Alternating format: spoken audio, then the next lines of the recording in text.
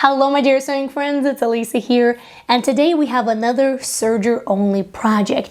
And in this video we are going to learn how to serge a perfect circle and how to end that seam real nice.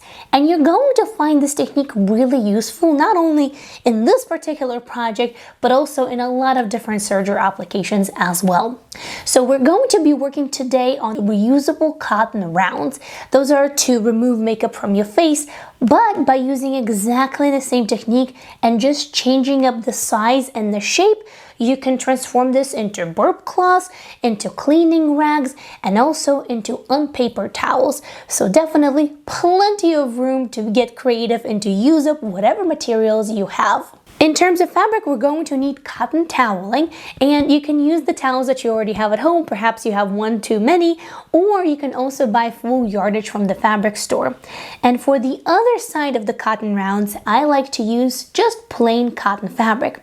Now that's my personal preference. If you find that you use both sides of your cotton rounds, then you can just sandwich two sides of the cotton toweling together. So it's definitely up to you. Since the circle is the star of the shape for the video today, let's start by cutting circles out of toweling and out of cotton fabric. You can use any measurements that you find appropriate, but you can find the measurements that I use on your screens right now. For this next step, we actually have two options of serging that circle. The first one is real simple. You take your toweling, you take your cotton, you place these wrong sides together like this, and then you head to the serger. For the other option, we're actually going to mark 1/4 inch away from the edge of the circle, and then you cut it out. So first, we're going to start with a simpler one.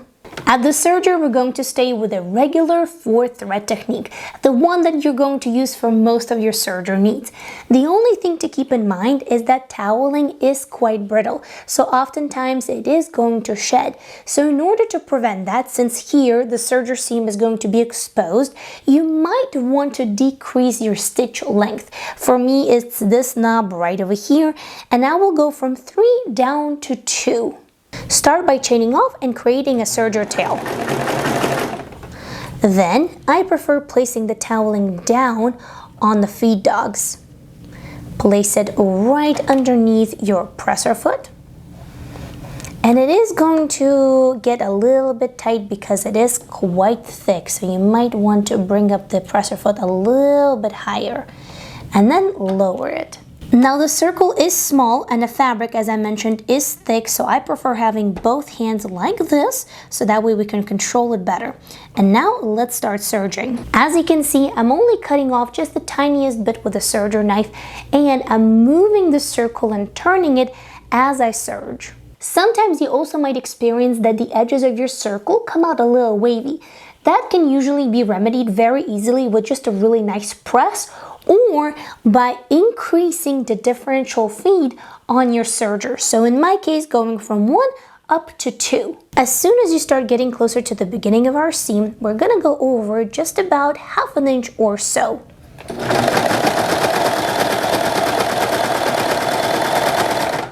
While we're doing that, we're trying not to cut off any of the edges of the existing seam because we don't want it to come undone.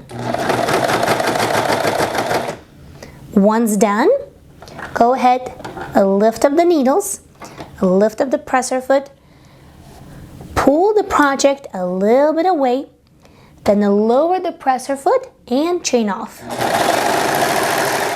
Now all you have to do is just tuck in this tail and you're good to go.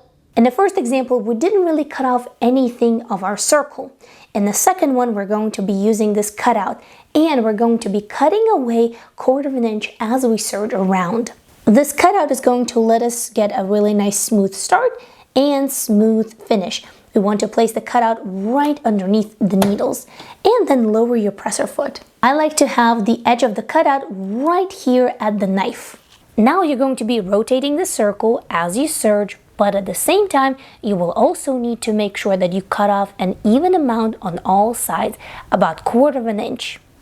I also find that because of that, I stop and go, lift up the presser foot, and then lower it a lot more often than I did in the first option. Once you get to the beginning of the seam, you're simply going to do all the same steps as we did in the first example. Now, personally, I find this second option a lot more cumbersome, but sometimes we do need to cut off the edge for whatever reason, and making that little cut really helps to get a smooth start and smooth end. Serger can actually do so many things, including gathering fabric, doing a rolled hem, doing a flat lock stitch, and many other things.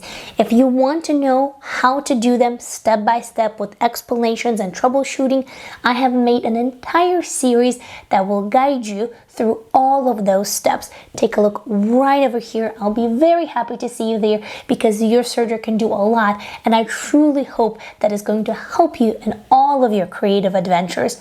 I'll see you soon. Click right over here. Until next time, happy, thoughtful serging. Bye!